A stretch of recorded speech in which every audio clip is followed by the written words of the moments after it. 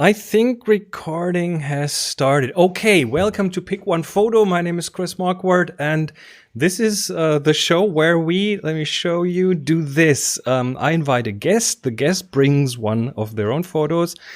They pick one of their photos, and then together we explore. And we will do this today with Sean Galbraith. Hey, Sean, how you doing? Great. How are you, Chris? I am good. So you are.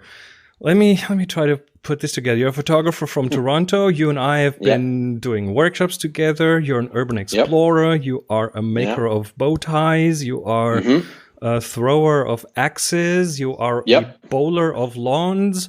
What else did I miss? An urban planner. urban planning. There we go. You're an urban planner. All right. Did I miss anything? No, but next week I'm sure it'll change. Okay. So the premise of the show, as you heard, is you've brought me a photo, and you've also chosen one of my photos. Let's first have a look at what photo you've chosen. Which one is it? Of yours or of mine? Of mine. So yours, I picked Dock. The old wooden boat up on blocks with the rope in the foreground. There we go. There we go. Yes, there it is. Okay. All right. Good. I like that choice. Before we dive into looking at that one, I want to look at yours first. So I do have questions about your photo, and good. I hope you have a few questions about my photo. So let me kick that off. The first question I have is, was it hard to choose your own photo? No, it wasn't hard to choose. In part because my computers are currently doing a data migration from one computer to the other. I just didn't have a lot of photos at my disposal to choose from. I can't get onto my server. So it was limited to what I had on my iPhone. And like 10 minutes ago, I just went through my Instagram and found a photo that, I really like this shot. Let's go with that one. So you didn't mull over this for days or weeks. You just made a spur of the moment decision. 2 minutes at most. 2 minutes. Okay, good. Yes. I'm a very instinctual person, and I like improvising, so we're just fine. It's a good photo. Does that help with photography, being that way? I think so. But if anything, I'm the very opposite in my photography. I'm very deliberate because I shoot a lot of 4x5. It's very slow, and there are no happy accidents, really. There's just a lot of unfortunate accidents. And it's a bit of a departure for me compared to how I normally am in day-to-day life, I would say. Okay. I ask all my guests if the photo has a title. Are you a titler, or are you not a not titler? I'm not much of a titler. It's like photo back alley in Toronto. That's about as much of a description as I typically would give to a shot. Back alley in Toronto. Yeah, like I don't spend a lot of time worrying about what my photos are called. I have a lot of Untitled _4. All right. Stuff like that. Yeah. Very more descriptive of literally what it is, not some sort of emotive name or something like that. But if you call it Untitled _4, that means you already put some effort into it, as opposed to leaving it at img_3215.jpg. Well, because this is on my iPhone, I don't even know what file name is, so I couldn't even do that. This is very true. Yeah. Untitled or 4 or 5 or whatever is the absolute minimum amount of work that I can do to give a photo a title. And that's usually about the correct amount of time that I want to spend to a title. All right. When you chose the picture, other than you having not that much of a choice because your computer is in migration right now, what are your criteria for choosing a photo? if in terms of that I'm taking or that I'm showing. Well, I mean, it's kind of the same, right? You make a choice when you frame a photo, but then you also make a choice when you show a photo. Mm-hmm. It's a little more instinctual and less I don't know, reasoned. It's like this picture catches my eye. This picture, there's usually a lot going on, and this picture, it has a lot of John photo qualities to it. Things that I typically look for when I'm taking pictures that are, more snapshots. And we're back. We had to move Sean to closer to the Wi-Fi router. I think the connection is much better now. So, next question, Sean. We whenever I have a guest here, I ask them about the story behind the photo. So, I think my first question around that is: were you alone? Were you with someone else there? Yeah, I was at a friend of mine's place, and her, the back of her apartment is in this back alley, and across from the other side of the alley is this sort of abandoned buildings and this like vacant lot in a little bit more rundown part of Toronto. Basically about 2 blocks from my house, which is in the very background of this photo.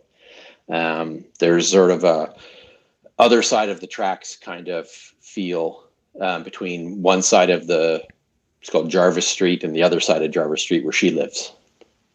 And so this was shot through a chain link fence, basically while I was waiting for her to load some ski gear into my car. So you were not on the premises. You were outside shooting through a chain link fence.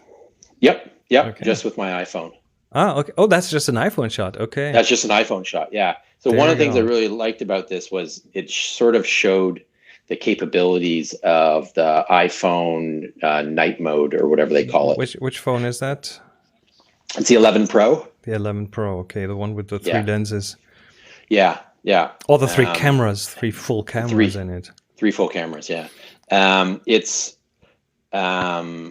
It's pretty impressive, I have to say. I was quite surprised at how much detail there is in this photo, considering it's handheld, pushed up against a chain link fence at like 10 o'clock at night with, only ambient light. I was pretty impressed with the technical capabilities of the phone, for sure. So apart from the technical capabilities, I mean, looking at the composition, it is still a very deliberate photo. You didn't just raise the photo, press the button. I can see the 2 trees kind of framing the whole scene, and then there's this alleyway between the houses framing the not run down part of the city in it. So the things that caught my eye about this shot, one, there's in the very foreground, there's some light from the building behind me, and the light pattern is actually broken up by the chain link fence itself. Oh, is that the warm part we see? Yeah, the warm in the foreground is a different different light. So these warm patches we see in the front, Yeah. And then it's still a fairly symmetrical photo, which I like. My photos tend to be fairly symmetrical. I mean, you're a large format shooter, right? That kind of lends itself to working with the rise and fall and shift and fixing perspective. So, for me personally, that has really translated a lot into any other photography I do. I want the verticals to be vertical. I agree. Yeah, that's very much something I'm looking for in a quote unquote good shot. Makes more tidy photos. It does. It keeps the lines the way the lines are supposed to be in real life. Right. And I like that you have these two abandoned buildings framing, like you said, this central corridor that really brings depth to the buildings behind it. There's 3 or 4 layers of buildings going off into the distance.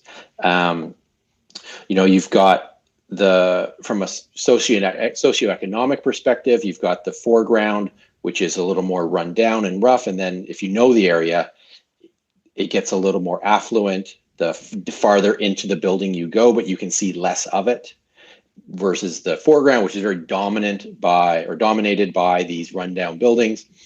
The windows in those buildings are just painted on wood. Oh, they are?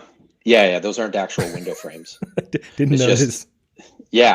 So like there's layers of details. The tall tower way in the background on the right with the top of building light icicles, we call them.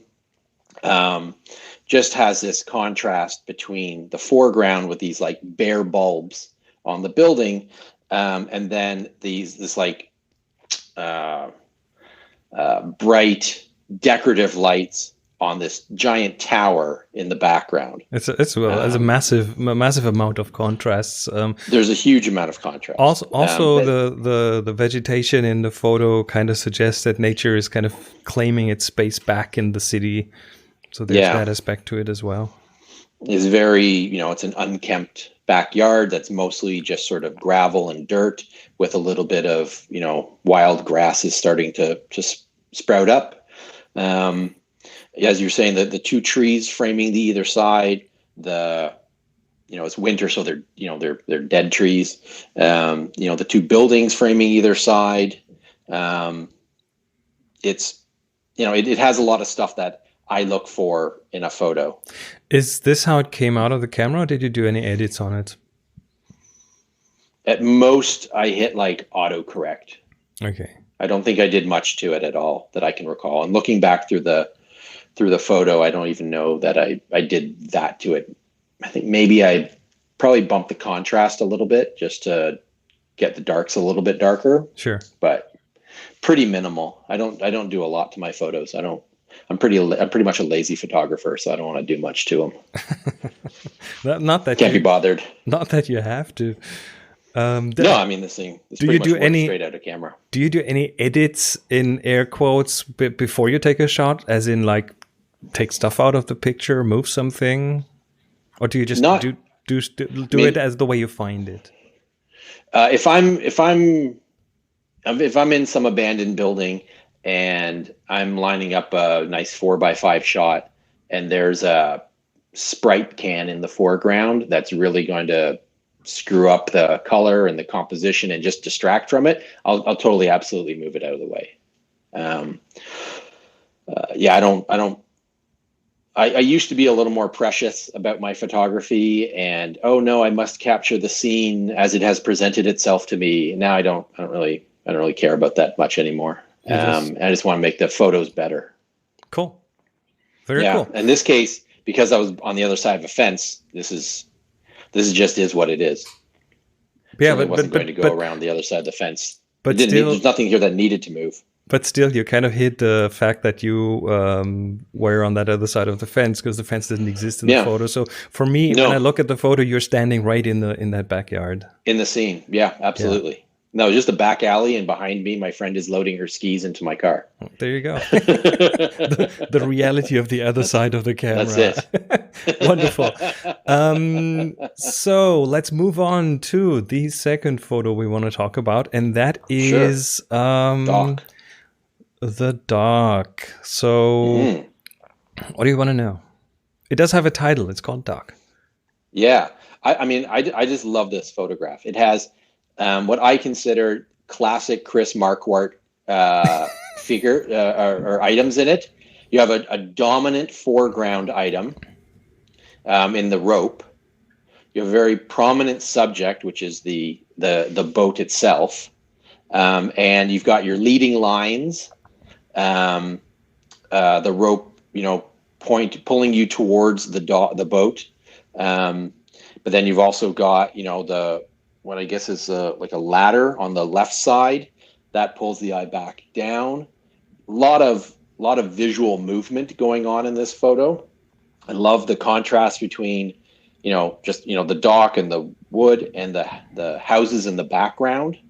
You've got an interesting background feature. Like, I want to know what this neighborhood is. I want to know why is this boat here? Like, how long has it been here? Because it doesn't look like they're working on it very quickly. If they're working on it, I don't think they are, honestly. So I would guess Ireland. no, it's in Reykjavik, No? in Iceland. Reykjavik, Iceland. Okay, somewhere up there. Somewhere up there. An island adjacent to the North Sea. Well, you could see something like that in Ireland, I'm pretty sure. I totally could, yeah. This was, let me see. So this was in Iceland, in Reykjavik, and it was on the side of an area. It wasn't a dock. It wasn't a dock. It was more adjacent to some sort of a playground or something. What? Yeah. I don't think it was part of the playground. Yeah, it was unexpected. And I was really thinking, I was trying to compose something that incorporated that, but it didn't work out. Just visually wasn't interesting. And I can see that. That ship, I mean, I've been to Iceland several times. The last time must be 4 or 5 years ago, and I think it was still there then. So it was there for several years. So it was just parked there and as a feature. I kind of hated the background, the neighborhood. That was too distracting. So I toned that down in the edit. I just toned the colors down a bit. It was a grayish day, as you can see. So sure, no fighting the contrast, but also not much interest in the clouds. So no, I tickled the contrast a bit, so you get a little bit of structure in the sky.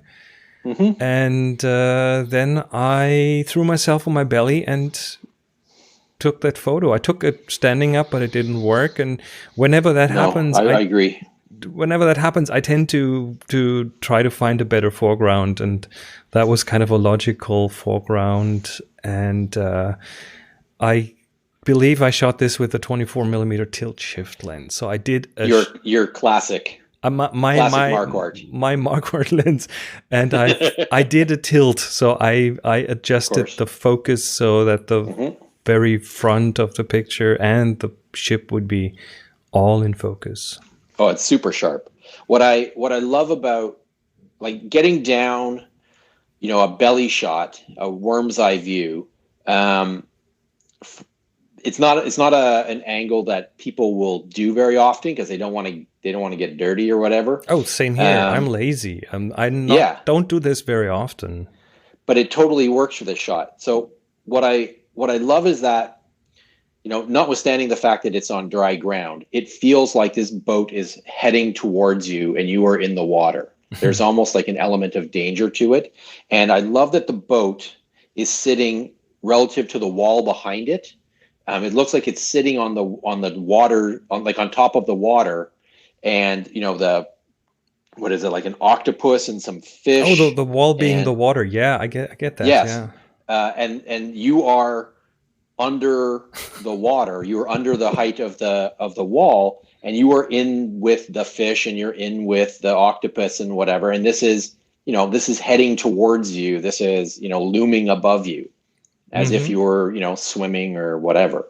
Like it's a very striking photo, and the composition is fantastic. It lends itself very well to storytelling. What I like is very symmetrical compositions, and this is one of them where the upper half is almost entirely symmetrical, but then there's this ladder on the one side, and then in the front the rope is coming in from the other side, so that's breaking up that symmetry, and that together was what I